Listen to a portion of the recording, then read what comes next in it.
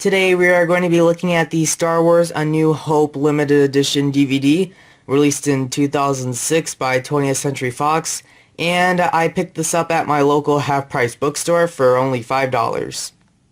The version I have is of course the widescreen version because most TVs nowadays have widescreens, and you can see it is digitally masterized in THX. Well, at least only the first disc. Thankfully, the bonus disc doesn't because I don't like the logo because it's scary.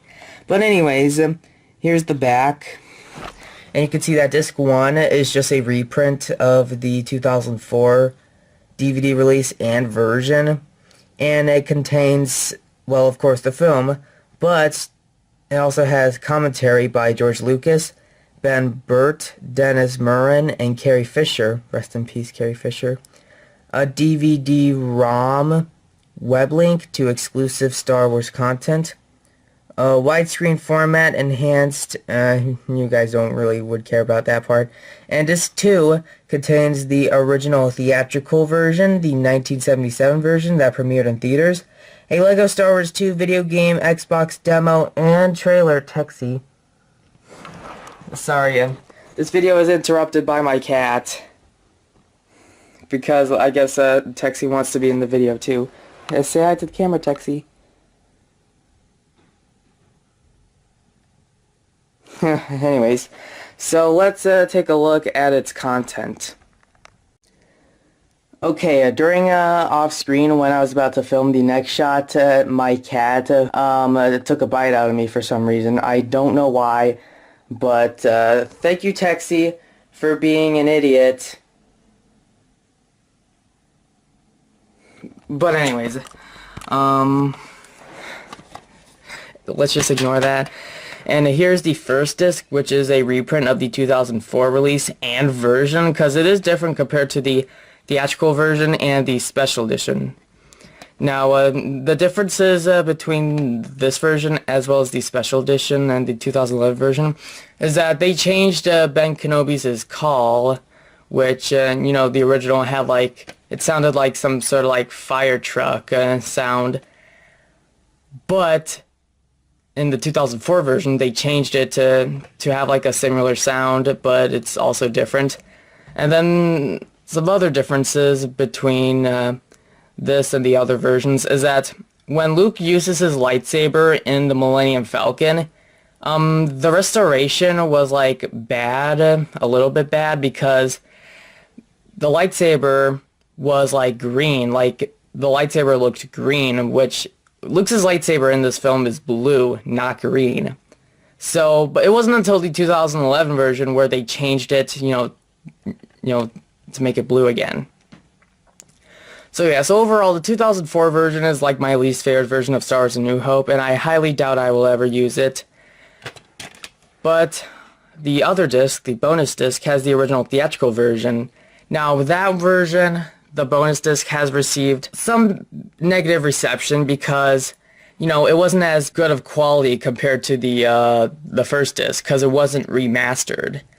It was actually, this is not really a restoration of the original negatives. It was actually a transfer. They used the 1993 Star Wars Trilogy Definitive Collection on Laserdisc, and they just transferred all three films onto DVD, which results in, a much lesser quality, but it is still watchable. I mean, I put this in on my 1080i Blu-ray player, and it worked kind of just fine, just if done right. This is, of course, the only way to get the original theatrical version on DVD. The other times it is on Laserdisc and VHS, but this is the only time we ever gotten it on a DVD.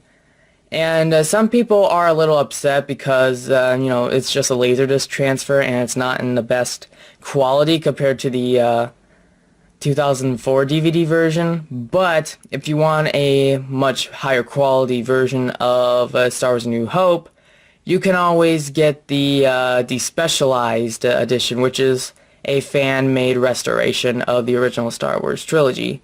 But I don't know how to get it, so you're probably just going to have to look it up.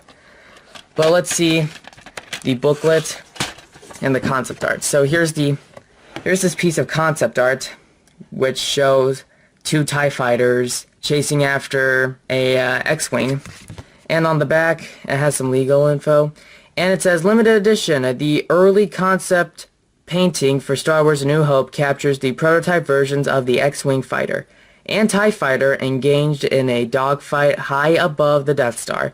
Ralph McQuarrie's paintings often convey an enormous sense of scale to communicate to the effects artists the scope of the action required.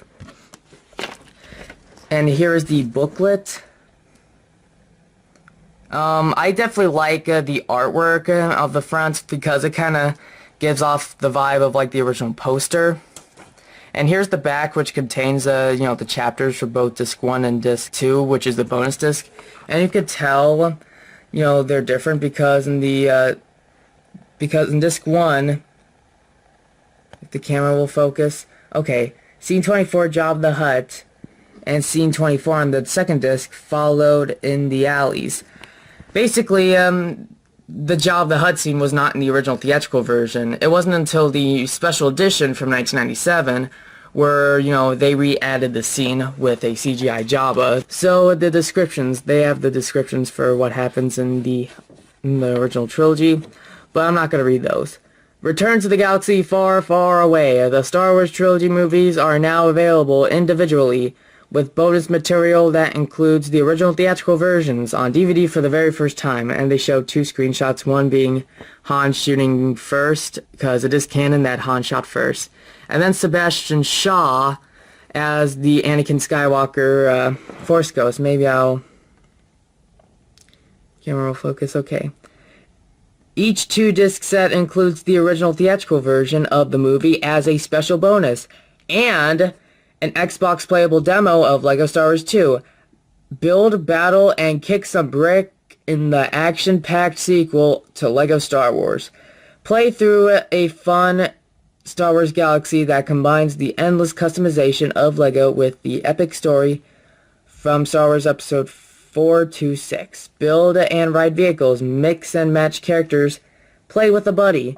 So yeah, so on the bonus disc, there is a playable demo of LEGO Star Wars 2 if you put it on the original Xbox. I actually put the bonus disc, on my brother's Xbox 360 because I heard that LEGO Star Wars 2 is compatible with the Xbox 360.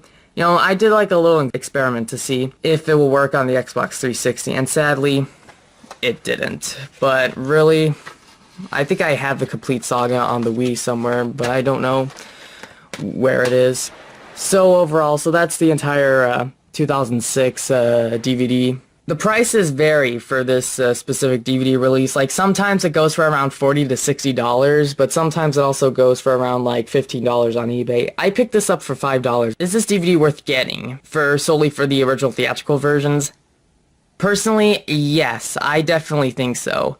And it is still watchable, so if you don't mind the quality of it, it's definitely worth getting. But if you want to watch A New Hope in much higher quality, then I definitely recommend getting the Despecialized wherever you can get it. So, thanks for watching.